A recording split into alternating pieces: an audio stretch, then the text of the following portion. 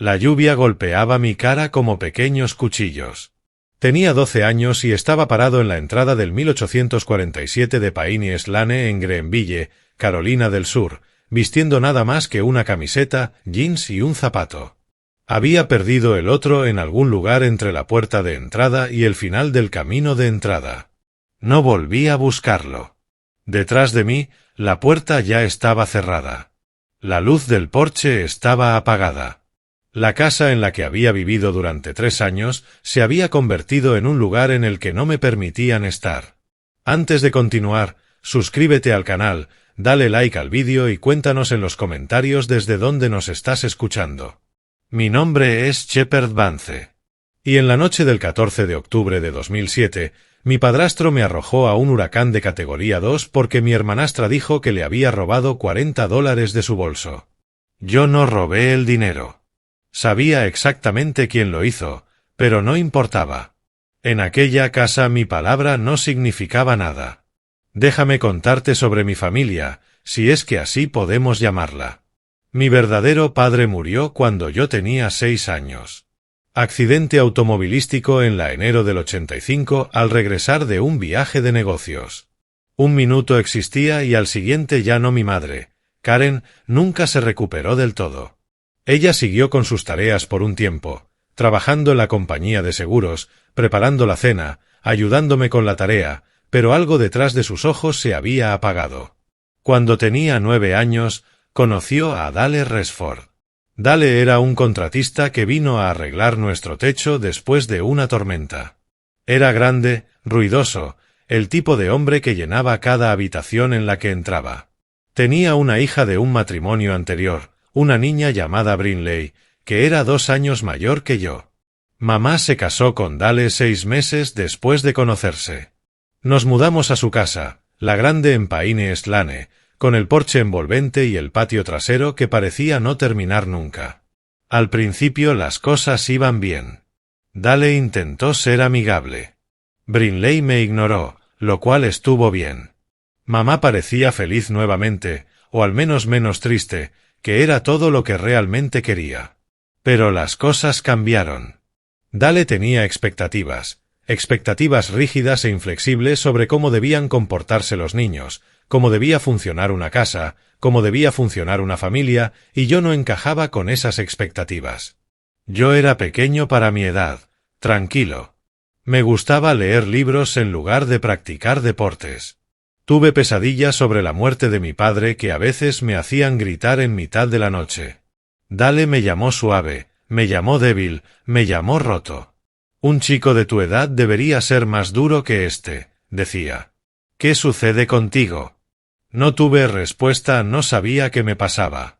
Simplemente sabía que yo no era lo que Dale quería. Brinley se dio cuenta rápidamente de que podía usar esto a su favor. Ella era inteligente, mi hermanastra. Inteligente en la forma cruel en que lo son algunos niños. Ella aprendió que si me culpaba por las cosas, Dale la creería. Si algo estaba roto, lo hice. Si faltaba algo, lo tomaba. Si ella estaba molesta por algo, yo era la causa. Y Dale siempre estuvo de su lado. La sangre es más espesa que el agua, decía cuando mi madre intentaba defenderme. Conozco a mi hija, ella no mentiría. Pero Brinley mintió constantemente sobre todo. Ella era una virtuosa del engaño y yo siempre era víctima de sus actuaciones. La noche del huracán, ella se superó. Yo estaba leyendo en mi habitación cuando Brinley irrumpió sin llamar. «Papá. Papá». El pastor sacó dinero de mi bolso. Levanté la vista de mi libro. «¿Qué? No, no lo hice». «Sí, lo hiciste. $40. Estaba allí esta mañana y ahora ya no está». Dale apareció en la puerta. Su cara ya estaba roja. «Ya decidido». «Pastor, ¿tomaste dinero del bolso de tu hermana?» «No, señor. He estado en mi habitación todo el día». Él está mintiendo. Brinley ahora estaba llorando. Grandes lágrimas dramáticas. Lo vi cerca de mi habitación antes. Él siempre está andando a escondidas. No me estaba escabullendo. Fui al baño. Eso está al final del pasillo de su habitación. La mandíbula de Dale se tensó. Vacía tus bolsillos. Me levanté y di vuelta mis bolsillos. Nada. Porque no había tomado nada.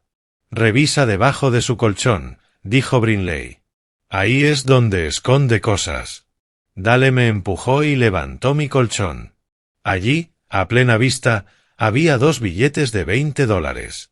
Se me cayó el estómago. Yo no los puse ahí, ella los plantó. Ella me está tendiendo una trampa. Suficiente. La voz de Dale era hielo. Ya estoy harto de ti. La mentira, el robo, los problemas constantes. He intentado ser paciente, he intentado darte una oportunidad, pero ya no puedo más. Dale, por favor. Mi madre apareció en el pasillo. Hablemos de esto. Tiene que haber una explicación. La explicación es que su hijo es un ladrón y un mentiroso, como probablemente lo fue su padre. Algo dentro de mí se enfrió. No hables de mi padre. Hablaré de quien yo quiera en mi casa. Y hablando de mi casa, Dale me agarró del brazo y comenzó a arrastrarme hacia las escaleras. Sal de aquí, Dale. La voz de mi madre ahora sonaba presa del pánico. Se acerca un huracán.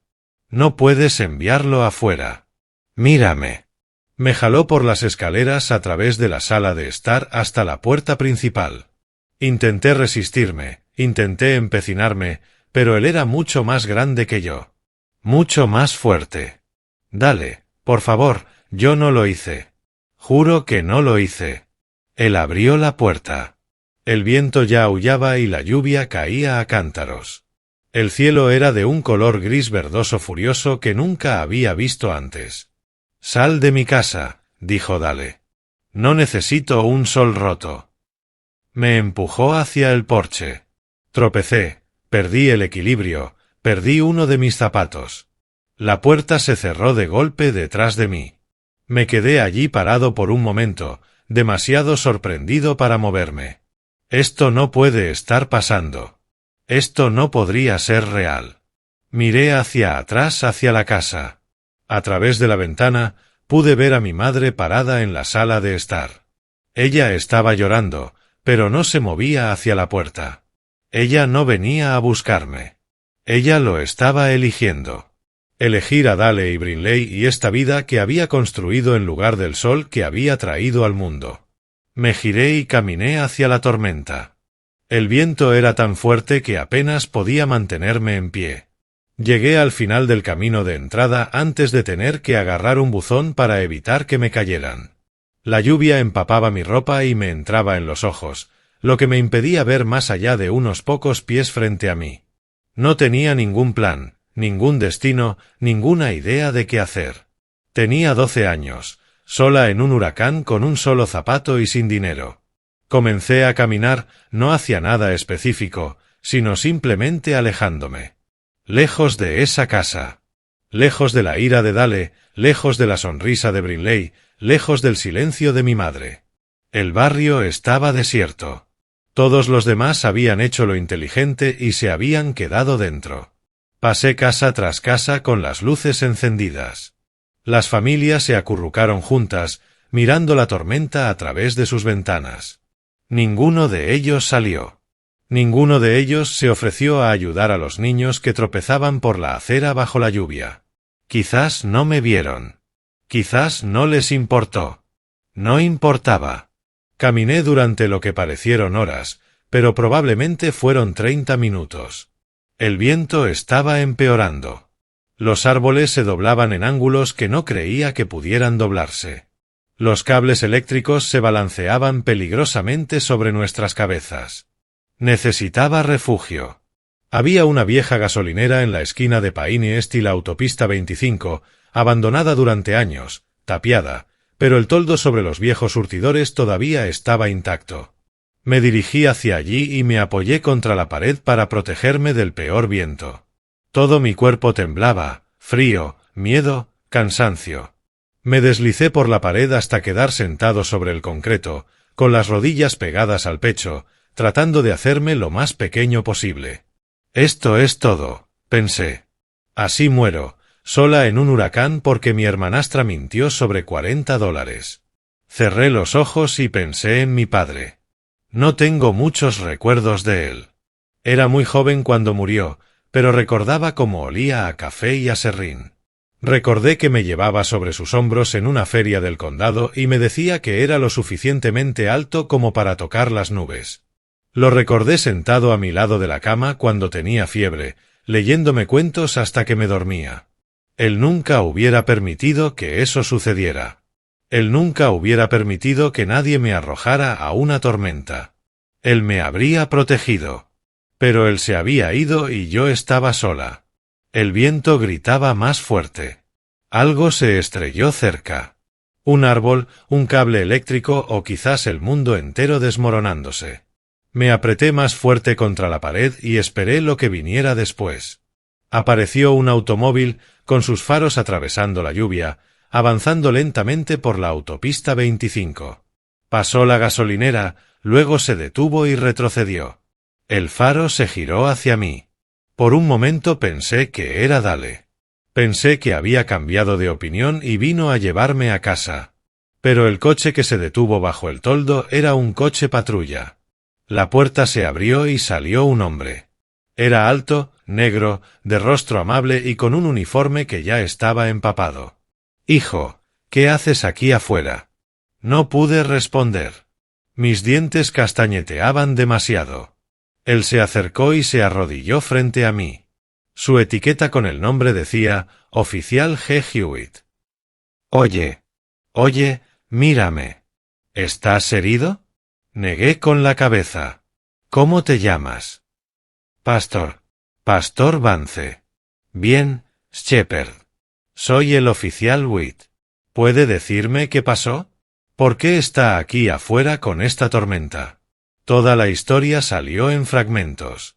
La acusación, el dinero plantado, la rabia de Dale, el silencio de mi madre. El oficial Hewitt escuchó sin interrumpir, su expresión se oscurecía con cada detalle. Cuando terminé, se quedó en silencio por un largo momento. Tu padrastro te echó en medio de un huracán porque tu hermanastra te acusó de robar. Asentí, y tu madre no lo detuvo. Volví a asentir. El agente Witt respiró hondo. Luego se quitó la chaqueta y me la echó por los hombros. Estaba caliente. Olía a cuero y a lluvia. Muy bien, Shepard. Esto es lo que va a pasar. Te voy a meter en mi coche, donde estará caliente y seco. Luego te llevaré de vuelta a esa casa y tendré una conversación con tu padrastro. No me escuchará. Nunca escucha. Me escuchará a mí. Había algo en la voz del agente Witt que no había oído antes. Acero. Te lo prometo. Me ayudó a ponerme de pie y me condujo a la patrulla. El interior estaba cálido, la calefacción a tope. Me hundí en el asiento y dejé que el calor me calara los huesos. El agente Witt se sentó al volante y cogió la radio. Despacho, aquí la unidad 14. Tengo un menor de unos 12 años. Viejo, encontrado solo en la tormenta cerca de Pinehurst y la autopista 25. Posible situación de peligro infantil. Voy a necesitar refuerzos en Pinehurst, Lane 1847. La radio crepitó. Recibido, unidad 14. Refuerzos en camino. Dejó la radio y me miró por el retrovisor. Shepard, lo que hizo tu padrastro esta noche es un delito. Lo entiendes, ¿verdad? Tirar a un niño a un huracán no solo es cruel, es ilegal. No sabía qué decir. Nunca había pensado en Dale como un criminal, solo como alguien que me odiaba. Voy a asegurarme de que estés a salvo esta noche, continuó el oficial Witt. Y luego averiguaremos qué pasa después. Pero necesito que sepas algo. ¿Qué? Esto no fue tu culpa. Nada de eso. Lo que sea que ese hombre te haya dicho, lo que sea que te haya llamado, estuvo mal. No estás roto, Shepard. Solo eres un niño al que le tocaron malas cartas. Empecé a llorar. No pude evitarlo. Las lágrimas se mezclaron con la lluvia, seguía goteando por mi cara. No pasa nada, dijo el oficial Witt en voz baja. Déjalo salir. Ya estás a salvo. Puso el coche en marcha y se dirigió de vuelta a Paine Slane, de vuelta a la casa donde todo estaba a punto de cambiar. 2 coches patrulla ya estaban en la entrada cuando llegamos. Sus luces parpadeaban en rojo y azul contra la lluvia, pintando la casa de colores que parecían señales de advertencia que supuse que eran. El agente Hewitt aparcó detrás de ellos y se giró hacia mí. Quédate en el coche por ahora. Iré a buscarte cuando sea el momento. Asentí. El corazón me latía tan fuerte que lo sentía en la garganta. Salió y caminó hacia la casa donde otros 2 agentes ya estaban en el porche. Uno de ellos estaba llamando a la puerta. Se abrió. Dale estaba allí de pie en bata, con el rostro contraído por la confusión al ver a 3 policías en su puerta. ¿Qué pasa? ¿Hay algún problema? No pude oír lo que dijo el agente Witt, pero vi cómo cambiaba la expresión de Dale. La confusión se convirtió en reconocimiento. El reconocimiento se convirtió en miedo. Miró más allá de los agentes, hacia la patrulla, hacia mí, sentada en el asiento trasero. Su rostro se puso pálido. Se intercambiaron más palabras. Dale empezó a gesticular, alzando la voz. Podía oír fragmentos a través de la lluvia. La disciplina no significaba que el niño estuviera bien. La voz del agente Witt era más tranquila, pero más firme. Niño en peligro. Huracán de categoría 2. Podría haber muerto. Mi madre apareció detrás de Dale. Tenía la cara roja de llorar. Me vio en el coche y se llevó la mano a la boca. Intentó empujar a Dale hacia la entrada, pero uno de los agentes la detuvo. Señora, por favor, quédese en el porche por ahora. Ese es mi hijo. Necesito ver a mi hijo. Su hijo está a salvo, señora. Está siendo atendido, pero primero tenemos que hacerle algunas preguntas. La siguiente hora fue un caos. Llegó más policías.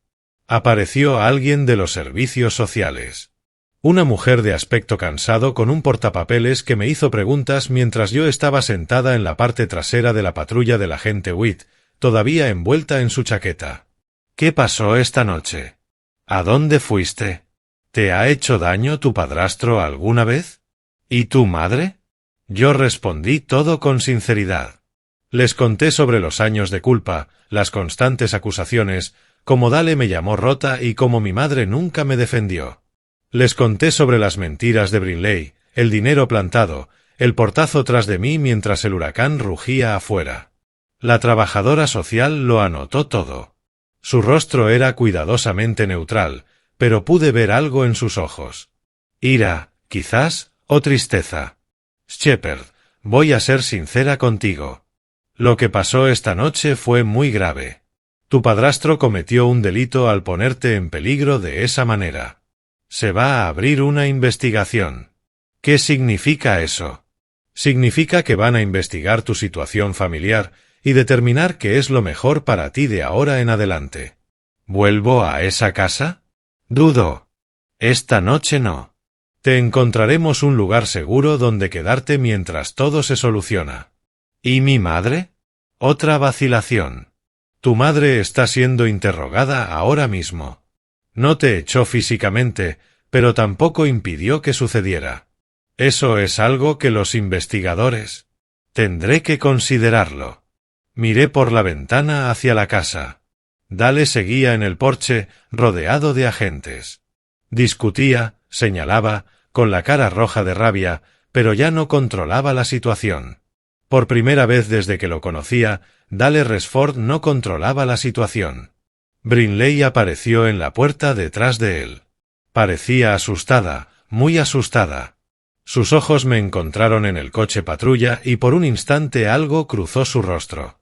Culpabilidad tal vez o tal vez solo miedo a ser atrapado. Me di la vuelta. No quería mirarla más. A las 11:47 de la noche arrestaron a Dale Resford. Lo sacaron del porche esposado. Pasaron junto a las luces intermitentes de la policía, junto a su esposa, que sollozaba en las escaleras. Lo acusaron de poner en peligro a un menor y de poner en peligro a un menor de manera imprudente. Observé desde el coche patrulla cómo lo subían a la parte trasera de una patrulla. Mientras la puerta se cerraba, mientras el coche se alejaba en la tormenta, 3 años llamándome roto, 3 años de hacerme sentir inútil, como si no mereciera existir, y ahora era él quien estaba esposado. Debería haberme sentido satisfecho, debería haberme sentido reivindicado, pero simplemente estaba cansado. El oficial Hewitt me llevó a un hogar de acogida esa noche. Un lugar temporal, dijeron, solo hasta que se resolviera el problema. Los padres de acogida eran una pareja mayor llamada señor y señora Leary. Me dieron ropa seca, una cama caliente y una taza de chocolate caliente que bebí sin saborear. «Duerme un poco», dijo la señora Leary con dulzura. «Mañana será un nuevo día». Yacía en esa cama extraña, escuchando el huracán aullar afuera y pensando en lo que había dicho. Mañana sería un nuevo día. No tenía ni idea de lo diferente que sería ese día. La investigación sobre la casa de los Resford duró 3 meses. Lo que encontraron los trabajadores sociales fue peor de lo que nadie esperaba. Dale tenía antecedentes. Quejas previas de los vecinos sobre gritos y comportamiento agresivo. Un matrimonio anterior que terminó con acusaciones de abuso emocional, un socio que lo había demandado por fraude y solo había perdido. Porque Dale tenía mejores abogados. Pero eso no era todo. El contador forense que trajeron descubrió que Dale había estado robando de la cuenta bancaria de mi madre durante años. Dinero del seguro de vida de mi padre. Dinero que se suponía que estaría en fideicomiso para mí hasta que cumpliera 18 años. Más de $47,000 perdidos. Gastados en su negocio, su camioneta, su vida. Mi madre afirmó que no lo sabía. Quizás era cierto. Quizás simplemente le tenía demasiado miedo a Dale como para mirar con atención. De cualquier manera, perdió mi custodia. El juez dictaminó que al no protegerme, al guardar silencio mientras su esposo arrojaba a su hijo a un huracán, había demostrado su incapacidad para brindar un entorno familiar seguro. Me convertí en una persona bajo tutela del Estado. Dale recibió 2 años de prisión. No por echarme, aunque eso fue parte de ello. Principalmente por los delitos financieros. Robar del fondo fiduciario de un menor resulta ser algo que los jueces se toman muy en serio. Brinley finalmente admitió lo que había hecho. No públicamente, no en el tribunal, sino ante los trabajadores sociales durante su investigación. Ella misma había robado el dinero, lo había dejado debajo de mi colchón y había mentido sobre haberme visto cerca de su habitación. Tenía 14 años y había arruinado a su familia por $40. Nunca se disculpó, al menos no conmigo, pero me escribió una carta una vez, aproximadamente 1 año después. Decía algo sobre disculparse y no entender qué pasaría. La tiré sin terminarla. Pasé los siguientes 6 años en hogares de acogida. 3 hogares diferentes en 3 ciudades diferentes. Algunos estaban bien, otros no. Aprendí rápidamente a ser invisible, a no causar problemas, a sobrevivir en espacios donde realmente no me querían. También aprendí a trabajar. Mi primer trabajo fue a los 14, atendiendo mesas en un restaurante en Colombia. A los 16, tenía 2 trabajos, ahorrando cada centavo que podía.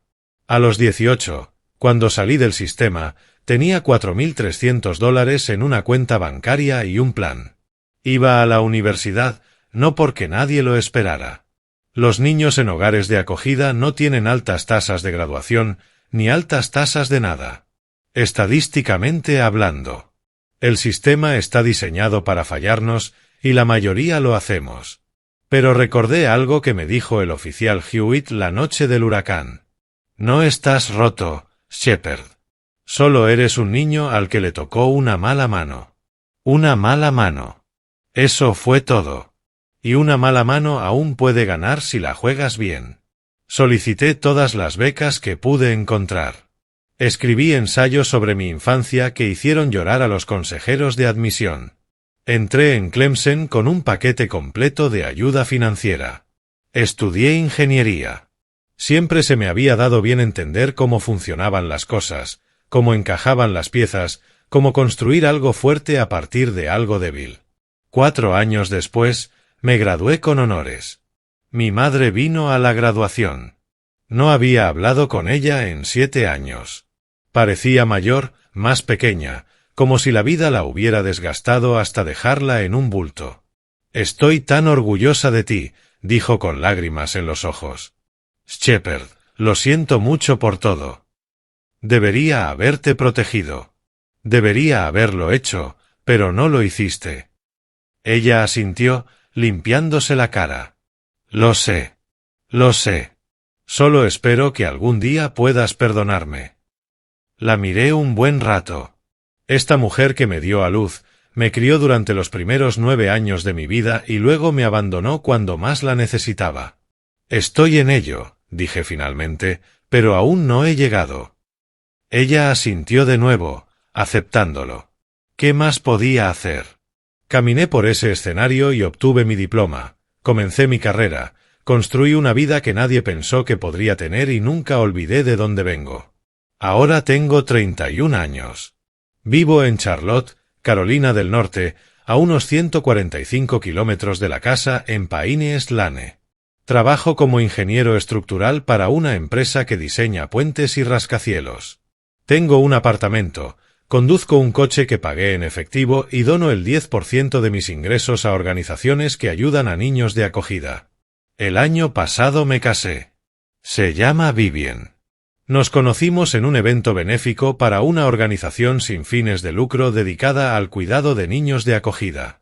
Era trabajadora social, de esas que realmente se preocupan por los niños en el sistema. Cuando le conté mi historia y no me tuvo lástima. Simplemente asintió y dijo, «Eso explica mucho sobre quién eres». Estamos esperando nuestro primer hijo en 4 meses.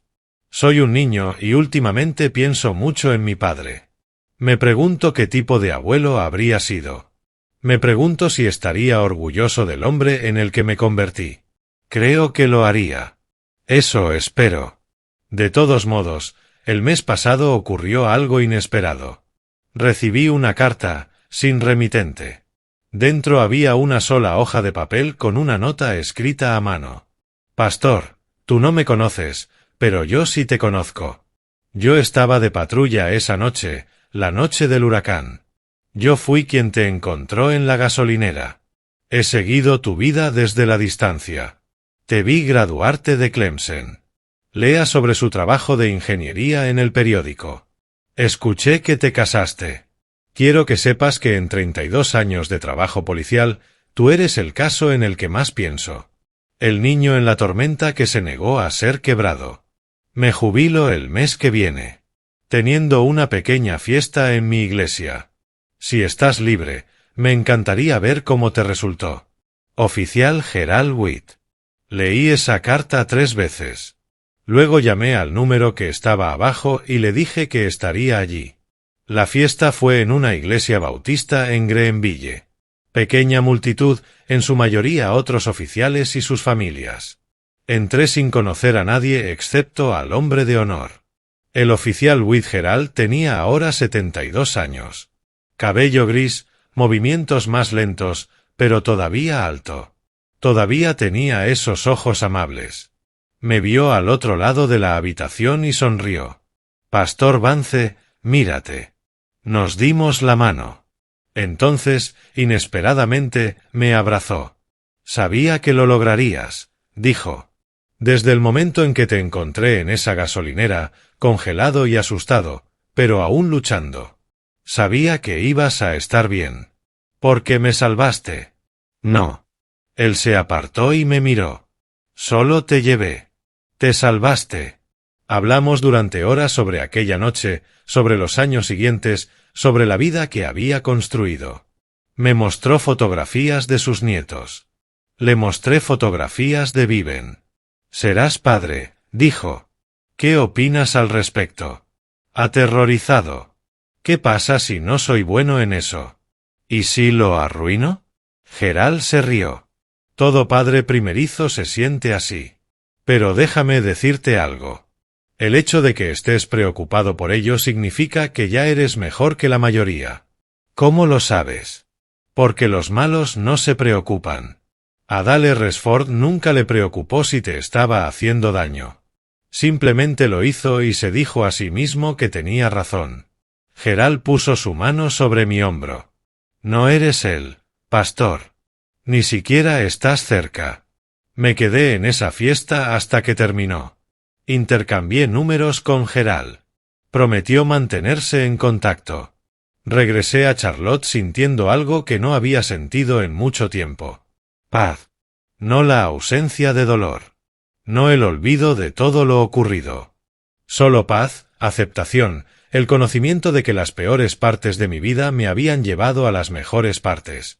Dale Resford murió en prisión 4 años después de cumplir su condena. Infarto de miocardio.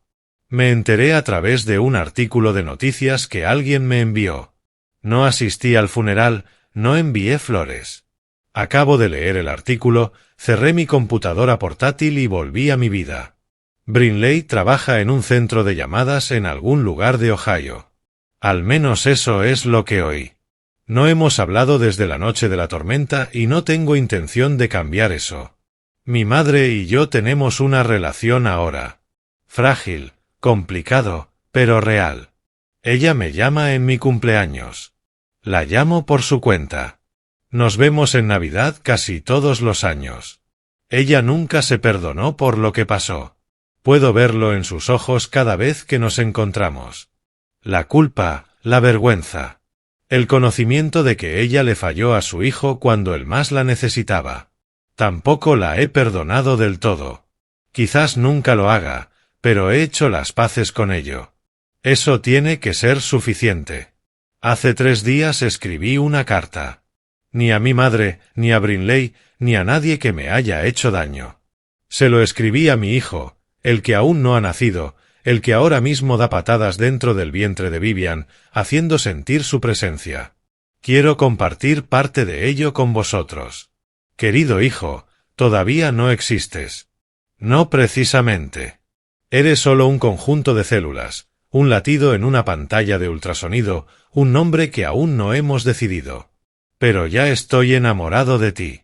Ya quiero protegerte de todo lo malo del mundo. No puedo hacer eso, sé que no puedo. El mundo te hará daño a veces y no hay nada que pueda hacer para detenerlo. Te caerás. Fracasarás. Tendrás personas que no creerán en ti, que te dirán que no eres lo suficientemente bueno y que intentarán destruirte. Lo sé porque he estado allí. Cuando tenía 12 años, mi padrastro me arrojó a un huracán. Él me llamó roto. Él me dijo que no valía la pena salvarme. Y durante mucho tiempo le creí. Pero aquí está el problema de estar roto. Puedes volver a juntar las piezas. Puedes convertirte en algo más fuerte de lo que eras antes. Puedes tomar todo el dolor, la ira y el miedo y convertirlos en combustible. Eso fue lo que hice. Y eso es lo que espero que hagas si alguna vez la vida te derriba. Voy a cometer errores como tu padre. A veces voy a perder los estribos, decir cosas equivocadas, no entender por lo que estás pasando. Soy humano, eso es lo que hacen los humanos. Pero te prometo esto. Nunca te haré sentir que no eres suficiente. Nunca te llamaré roto. Nunca dejaré de luchar por ti. Eres deseado. Eres amado, vas a hacer cosas increíbles. Y si alguna vez alguien te dice lo contrario, recuerda de dónde vienes. Recuerda que tu padre era un niño de 12 años en un huracán que se negó a rendirse. Si él puede sobrevivir a eso, tú puedes sobrevivir a cualquier cosa. Te amo, papá. Todavía tengo la chaqueta del oficial Hewitt, la que me puso sobre los hombros en aquella gasolinera hace 19 años. Ya está usado. El cuero se agrietó en algunos lugares. El __ se deshilachó, pero lo conservé. Lo llevé conmigo a través de 3 hogares de acogida, una residencia universitaria, 4 apartamentos y, finalmente, el condominio donde vivo ahora. Está colgado en mi armario. A veces, Cuando la vida se pone difícil, lo saco y lo sostengo. Recuerda lo que sentías al tener frío, miedo y estar solo. ¿Recuerdas lo que sentí cuando un extraño me mostró amabilidad cuando mi propia familia no lo hizo? Esa chaqueta me salvó la vida. No porque me mantuviera caliente, aunque lo hizo, sino porque me mostró que todavía había gente buena en el mundo. Que no todo el mundo era como Dale Resford. Que el estar roto no fuera permanente. Tenía 12 años cuando entré en ese huracán. Salí del otro lado como alguien diferente. Alguien más fuerte, alguien que entendió que la peor noche de tu vida también puede ser el comienzo de la mejor. Dale me llamó roto. Él estaba equivocado. Solo estaba esperando a que me volvieran a armar. Entonces, aquí está mi pregunta para ti. ¿Qué tormenta has atravesado? ¿Qué huracán ha intentado derribarte, destrozarte, convencerte de que no valía la pena salvarte? Y lo más importante, ¿cómo lo reconstruiste? Cuéntamelo en los comentarios. Cada historia importa. Cada sobreviviente importa. Si esto significó algo para ti, presiona el botón me gusta. Compártelo con alguien que necesite escucharlo. Alguien que está en medio de su propia tormenta y piensa que no hay salida. Hay. Te prometo que sí lo hay. Y si quieres más historias como esta, suscríbete al canal. Nuevas historias cada día. Personas reales que enfrentan situaciones imposibles y encuentran la fuerza para seguir adelante. Activa las notificaciones para no perderte ninguna. Gracias por ver hasta el final. Gracias por escuchar. Y recuerda, no estás roto. Apenas estás empezando.